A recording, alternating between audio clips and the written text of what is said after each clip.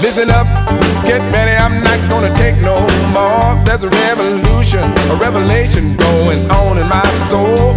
Buckle up, get ready, we're not gonna sit back. Welcome back, all you citizens of the world. It's live from the Heartland, and it's time for some more guests. And we've got a couple of righteous brothers coming on. They're from the All Chicago Tenants Alliance, the one and only Danny Rosa and Miles Bennett Hogerty. And they've been guests on the show a couple times in recent months. They've been involved with rent strikes, and it's something that was close to my heart that we used to do with Joint Community Union up in Uptown. These people have been on the move all around the city, organizing tenants, and today they're going to join us and talk about an eviction moratorium. So I assume there's a lot of evictions going on, and we're trying to stop it. So good morning to you, gentlemen.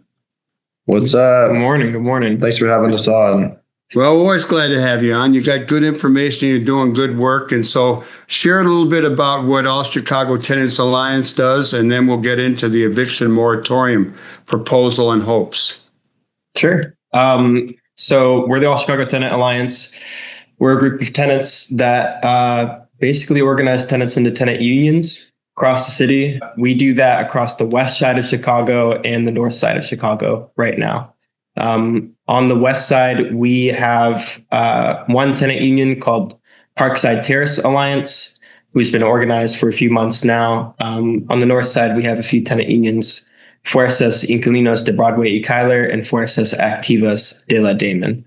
And functionally, we just work with tenants who are sick of landlord terror, whether that be raising rents or rats and roaches, people who are tired of being taken advantage of and want to get together and fight back. You know, there's been some tenant organizing up here in Rogers Park. Is that something you guys know about or are involved in? Yeah, we're organizing. We're helping some tenants that Miles just talked about called Fuerzas Activas de la Damon in Rogers Park, and they're similar to Fuerzas Inquilinos in Uptown. There's no formal legal organizational ties between us and these unions. We're not associated in any legal formal ways whatsoever. We just support them. They ask for our support voluntaristically, and we go in and help them and train them and teach them how to organize themselves. So they are their own unions, their own independent organizations, which we simply help. The one in Rogers Park is Fuerzas Activas de la Damon again. This is 4 buildings. This is a union of about 50 to 60 tenants. They're all Hispanic tenants who have lived in their building for 30, 40 years. An investor named Imran Khan bought the building this year and sent them all notices that he was going to raise their rent anywhere from $500 to $600 to $700. This, of course, is not something that the tenants can stomach. They're working class tenants. They do not have the kind of money that the landlord's asking. So without any other options, with nowhere to go, this is understood as an eviction notice. They don't want to leave. They've been there forever, and they're fighting now. And they started a rent strike on November 1st, and they're now 19 days into a extremely big historic rent strike, following in the footsteps of Fuerzas Inquilinos in the neighborhood to the south. Well, that's some good news. Good to hear that. And let me, before we go on to the eviction moratorium that you're proposing, give us a hint, give the listeners and the viewers of Live from the Heartland a hint about tenant organizing going on around the country. It seems to me that we're in a time when a lot of things are to come to the fore. A lot of activism is going on. I did see an article in the New York Times about some rent strikes going on around the country a while back. Fill us in if you have any information on nationwide. Well, I mean, Miles was just in Europe at the World Transform conference, talking to a bunch of other tenant unions from around the world. So there is kind of like an international movement. In the United States, it's kind of quiet, but there is some pockets of life. You know, there's some pretty prominent organizing happening in Kansas City. To us, the major one is in Los Angeles, and the Los Angeles Tenants Union is, in fact, kind of at the forefront of pushing a moratorium in the style that we're pushing in their city, a moratorium that is specific to the problem of ICE being deployed in our cities. And so we learned shortly after our call for the moratorium that Los Angeles has been fighting for one for a couple months now. And we think of, just in general, not just on a moratorium point, we consider Los Angeles to be the kind of like leading tenant union in the country. But yes, there's also some in Kansas City. There's some smaller efforts happening throughout like Canada and other places in North America, in Toronto, Montreal, New York City, Puget Sound, Sacramento. They're popping up around. It's happening. Well, let's talk about an eviction moratorium. Why here in Chicago? What's the situation on rental evictions? And what are we going to do about it? Well, similar to what Danny was describing in LA, our call is in response to ICE's terror, more or less. So Fuerzas Inquilinos and Fuerzas Activas are tenant unions of mostly Hispanic tenants.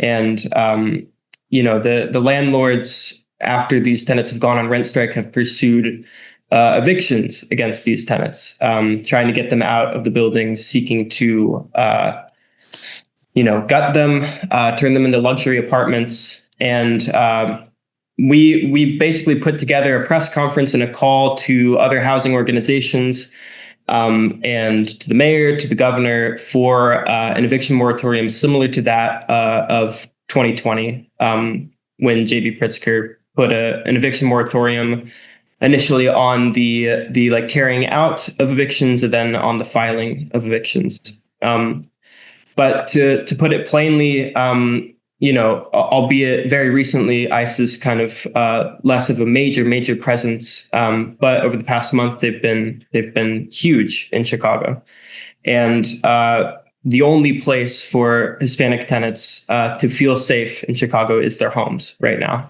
And a lot of Hispanic tenants are having to make the choice of whether to go to work or stay home. And what that means is that people are losing wages. And even though ICE, is recently going to North Carolina, they're still around, of course, but their impact is lasting. And the loss of wages means, at least in the eyes of the landlord, the loss of rent, which means the pursuit of greater evictions. But more or less, this is a call that's kind of been inspired through our own activity. The landlords like Drew Millard of Fuerzas Inquilinos de Broadway Kyler and Imran Khan, we would argue they are taking advantage of the situation, more or less, using the conditions outside of their control to their advantage to scare the tenants into making deals that are not sound, basically. Mm-hmm. So we're simply asking to pause evictions while ICE is terrorizing our city. Mm-hmm. How widespread are the evictions right now? We can only check on the city database. I think evictions are probably how they always are, which is like dozens and dozens and dozens going through the court system every day. We anticipate evictions to kind of come in a staggered wave, like after this point, because wages have begun being lost as tenants are too afraid to go to work, et cetera. So we expect this to kind of compound and what's the word? Kind of crescendo up over time. So we anticipate seeing an increase in evictions as long as ICE continues to kind of run amok. Greg Bovino, the kind of head of the Gestapo here, he's promised to come back in the spring with there's reports that he's coming back with 4 times the force. So we understand that if there's a slowdown right now, we anticipate this only to be temporary, and we're preparing for the worst and trying to get ahead of it right now so that landlords can't. Fill us in a little bit on Pritzker's 2020 moratorium that we had for a while. I didn't realize that. Yeah. This was pretty simple. It was kind of cut and dry. Obviously there's a lot of mechanisms in the government, but it was deployed pretty quickly in the wake of the pandemic, and this just made it so that landlords because people couldn't go to work because of COVID, landlord still wanted to collect rent, just cut that off. And it was in effect for about 2 years. And this can be implemented at the state level. There can be federal moratoriums, city moratoriums, county. I don't know. We're calling on the governor because this is where the precedent is for us. And we just think that all of the kind of legal framework is in position already, or it's already been established. So we can simply grab onto it, maybe make some modifications.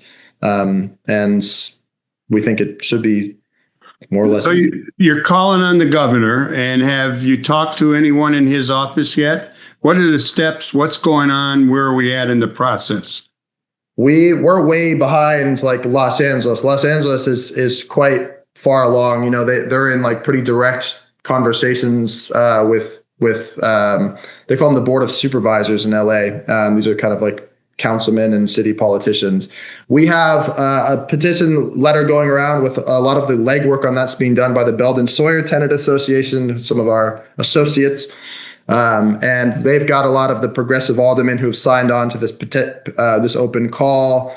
So there's like two things going around, this kind of open letter and then a petition. And so we've got a lot of the progressive aldermen signing on. There's been some talking in informal capacities, but there's been nothing.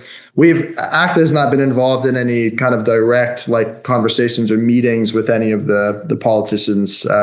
We're not very experienced in that kind of stuff. And so we're hoping that some of our other people that are interested in pursuing this kind of policy can kind of take up the helm on these efforts. And I think we're seeing a little bit of movement in those directions. Miles and Dan, tell us how people can stay abreast of this situation and get involved if they want more information. Fill us in on some details, how to contact you all. Yeah. Kind of the best way to keep a pulse on us is our Instagram. The All Chicago Tenant Alliance on Instagram.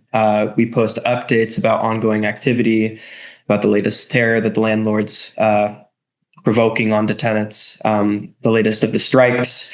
So if you just want to keep on what's going on with us, follow us there. If you want to support, the best way to support is the Strike Fund. This is a fund that helps striking tenants with legal fees, with expenses, particular to the struggle that they're going through, completely supported by individuals. That's on our bio on Instagram. And then what Danny alluded to, if you're like an organization or an elected official, there's an open call to support the eviction moratorium in our bio.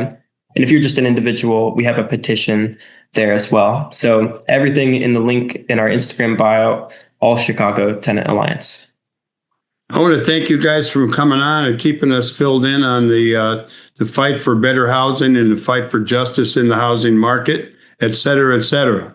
I know you got a lot of work to do, and no better time than the fall when you can get out. It's crisp, you're energized, knock on those doors, talk to those people, make those moves. Thanks for coming on, guys. Thank you. Thank you, Michael.